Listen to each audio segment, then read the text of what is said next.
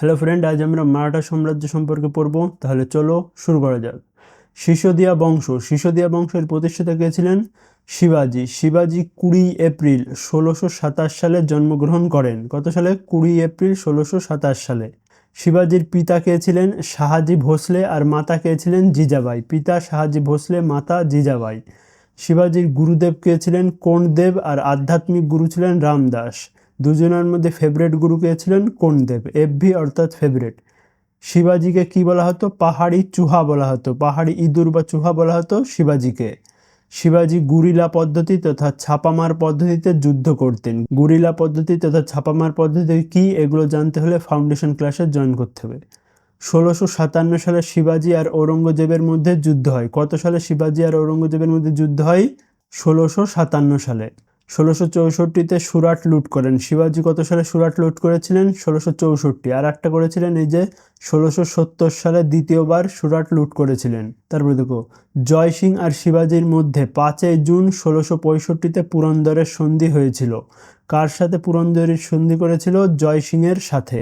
1670 সালে শিবাজি আবার সুরাট লুট করেন। দ্বিতীয়বার সুরাট লুট করেছিলেন কত সালে? 1670। আর প্রথমবার 1664-তে। শিবাজির অন্তিম অভিযান কর্ণাটকের বিরুদ্ধে, অর্থাৎ শিবাজির শেষ যুদ্ধ কোনটা ছিল? কর্ণাটকের বিরুদ্ধে, 1677 সালে। শিবাজির মৃত্যু কবে হয়? 12 এপ্রিল 1680 সালে শিবাজির মৃত্যু হয়। প্রথম ছত্রপতি ছিল শিবাজি। দেখো, মারাঠাদের স্বাধীন রাষ্ট্র বলে ঘোষণা করেছিল কে? ফারুকশিয়ার।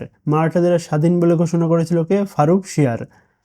আর পত্রে লিখে নিয়ে এসেছিল, অর্থাৎ লিখিতভাবে লিখে নিয়ে এসেছিল কে? বালাজি বিশ্বনাথ। ফারুকশিয়ারের কাছ থেকে বালাজি বিশ্বনাথ যে লিখে নিয়ে এসেছিল যে মারাঠারা স্বাধীন। তারপরে আছে বাজিরাও।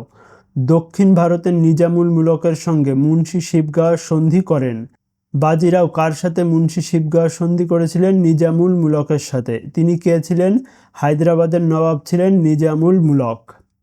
500 ঘোড়া নিয়ে বাজিরাও মোহাম্মদ শাহের ওপর আক্রমণ করেছিলেন। বাজিরাও 500 ঘোড়া নিয়ে কার ওপর আক্রমণ করেছিলেন? মোহাম্মদ শাহের ওপর আক্রমণ করেছিলেন। বাজিরাও কত সালে মারা গিয়েছিল? 1740 সালে বাজিরাও মারা যায়। তারপরে আসে বালাজি বাজিরাও। একে দ্বিতীয় সংস্থাপক বলা হয়। ছত্রপতি শাহুজির মৃত্যু হয়। কার সময় শাহুজির মৃত্যু হয়? বালাজি বাজিরাওয়ের সময় শাহুজির মৃত্যু হয়। সঙ্গলি সন্ধির মাধ্যমে সমস্ত শক্তি পেশোয়ারের হাতে। প্রশ্ন আসবে, কোন সন্ধির মাধ্যমে সমস্ত শক্তি পেশোয়ারের হাতে গিয়েছিল? সঙ্গলি সন্ধির মাধ্যমে সমস্ত শক্তি পেশোয়ারের হাতে গিয়েছিল। বালাজি বাজিরাও হায়দ্রাবাদের নিজামের সাথে ঝলকারের সন্ধি করেছিলেন। বাজিরাও করেছিল মুন্সি শিবগাঁওয়ের সন্ধি, আর বালাজি বাজিরাও করেছিল ঝলকারের সন্ধি হায়দ্রাবাদের নিজামের সাথে। ঠিক আছে। এর সময় আহমেদ শাহ আবদালি আক্রমণ করে এবং 1761-তে পানিপথের তৃতীয় যুদ্ধ হয়। পানিপথের তৃতীয় যুদ্ধ কার কার মধ্যে হয়েছিল? বালাজি বাজিরাও আর আহমেদ শাহ আবদালি। কত সালে? 1761 সালে। বালাজি বাজিরাওয়ের ইচ্ছা ছিল তার সাম্রাজ্য অটক, আফগানিস্তানের অটক থেকে কটক, উড়িষ্যার কটক পর্যন্ত হবে। সেই ইচ্ছা ছিল বালাজি বাজিরাওয়ের। তারপরে আসে মাধব নারায়ণ। ইনি কি করেছিলেন? 12 ভাই পরিষদের নির্মাণ করেছিলেন। 12 ভাই পরিষদের তৈরি করেছিলেন কে? মাধব নারায়ণ। এর মধ্যে ফেমাস ছিল কে 12 ভাই পরিষদের মধ্যে? ফাড়নিবেশ, নানফাড়নিবেশ। শাহ আলম দ্বিতীয়কে পুনরায় সিংহাসনে বসায় কে? মাধব নারায়ণ। শাহ আলম দ্বিতীয়কে পুনরায় সিংহাসনে বসায়। বাজিরাও দ্বিতীয়। বাজিরাও দ্বিতীয় দুটো সন্ধি করেছিল। কি কি? পুরন্দরের সন্ধি ও বেসিনের সন্ধি। পুরন্দরের সন্ধি দুটো হয়, একটা করেছিল এই যে শিবাজি করেছিল জয় সিং আর শিবাজির মধ্যে পুরন্দরের সন্ধি, আর একটা এই যে বাজিরাও দ্বিতীয় করেছে পুরন্দরের সন্ধি 1776 সালে। বেসিনের সন্ধি 1802 সালে হয়েছিল। ইংরেজদের কাছ থেকে পেনশন নিত কে? বাজিরাও দ্বিতীয়। নানা সাহেব কানপুর থেকে 1857 সালের বিদ্রোহ নেতৃত্ব করেছিল। মারাঠাদের ছোট দলকে কি বলা হতো? পিন্ডারি বলা হতো। মারাঠাদের ছোট দলকে কি বলা হতো? পিন্ডারি। পিন্ডারিদের পুরোপুরি শেষ করেছিল কে? Lord Hastings. সেই সময়কার গভর্নর ছিল ওয়ারেন হেস্টিং। মিল্কিন গ্রেভ এই পিন্ডারিদেরকে মারাঠাদের কুকুর বলে অভিহিত করত। পিন্ডারিরা হলো মারাঠাদের কুকুর, একথা কে বলেছিল? মিল্কিন গ্রেভ। পিন্ডারিদের পুরোপুরি শেষ করেছিল কে? লর্ড হেস্টিংগাস। ঠিক আছে। মারাঠাদের সৈনিক ব্যবস্থা। মারাঠাদের হেঁটে যাওয়া সৈনিকদের কি বলা হতো? পাগা। হেঁটে যাওয়া সৈনিককে কি বলা হতো? পাগা।